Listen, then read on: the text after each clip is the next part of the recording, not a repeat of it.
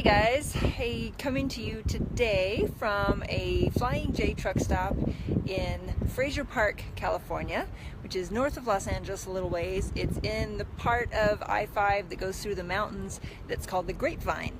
And we've stayed here once before. It's been a few weeks, and when we were here before it was nighttime the entire time we were here, so it looks totally different, and it was about 50 degrees colder than it is right now. It was bitterly cold and windy and not at all pleasant. But now that I can see it in the daylight and it's spring, it's really nice. It's probably 78 degrees and it's gorgeous here. So yeah, you can see a little bit around me. Got some hilly areas. This little field back behind me, it's fenced off, so I can't go back there, but there are little woodland creatures running around in it. I don't know what they are. I can't see them clearly enough. They look like little minks or weasels or something, but they're cool, and so that's kind of what I love to see. So it occurred to me today as we're going through traffic in Santa Clara on our way to drop off our load and pick up our next one. There are things that we're coming across here on the road that we never in a million years would have thought to either find out about, or we would have come across them just sitting at home leading our lives there. So like, for example, we're in traffic behind a car and it's got a bumper sticker on it that says Maker Mom, and then in one next to it that says Maker Fair 2016 or something like that. So we're going, I wonder what that is. And thanks to the magic of Google and Wikipedia and the internet, we were able to look it up. So we found that Maker Fair is this gathering, and on the website it says it's part science fair, part county fair, part whatever else you want to call it, and it's like just a gathering for people who are innovators, inventors, and artists, and just people who create things. And it's a big showcase for them, because they say the progress is happening sometimes in garages and on kitchen tables, and it doesn't get shown to the public much. So they have these big fairs. There are three big ones. There's one in the Bay Area, one in New York, and I forget what the third one is, but smaller ones happen all around the world, and you can even apply to host your own one, like for a school event or something. So I was like, cool, I would totally go to that. I would have never known about it, or maybe not for a long time, if I had just been sitting at home and not in that particular line of traffic. So the other thing that we learned today, this is something that has been kind of popping up in conversation with us the whole time we've been on the road, is this interstate highway system that we're primarily on.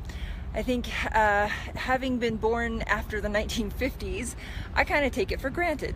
And I'm sure probably a lot of you do.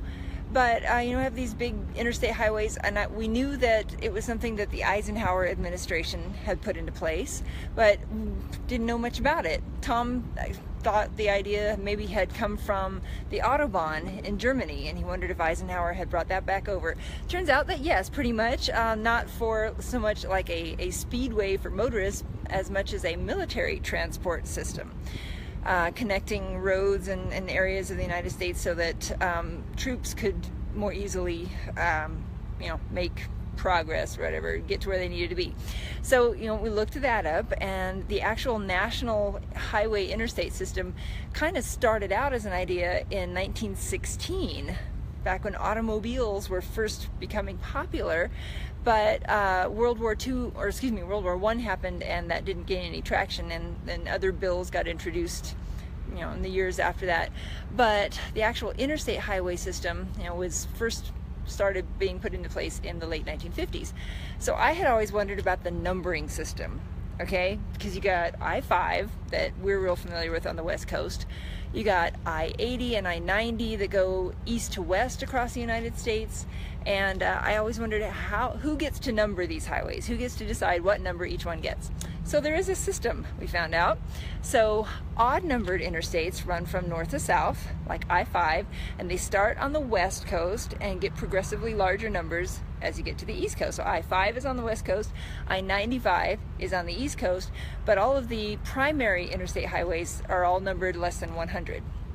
And then the east-west running highways are even numbers, and they start with the lower numbers in the south and get higher as you go north. So I-90 is up in the north, I-10 is in the south. So that kind of made sense to me. I was like, thank you, okay. Then you have your highways, your interstates with 3 digits, like around the Portland area, there's I-205 and I-405. These 3-digit highways are auxiliary highways around urban areas, so they're the ones that like bypass the urban areas, so you don't have to go right through.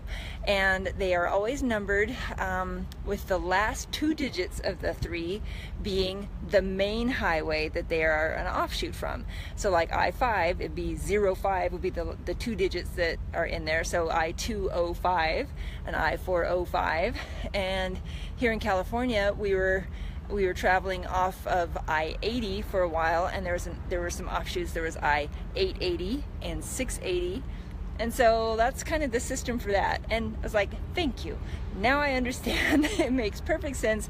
My brain needs to know things like this. So anyway, just thought I would kind of pass that along in case it's worth anything to you. I have a feeling by the time we get done with however long we're going to be on the road, we could go on Jeopardy and just kill. So hopefully this is interesting to you guys too. Anyway, that's it for me for today, and I hope you're having a good time, having a good weekend, and yeah, drop us a line, let us know what's going on with you. Okay, see you later, bye.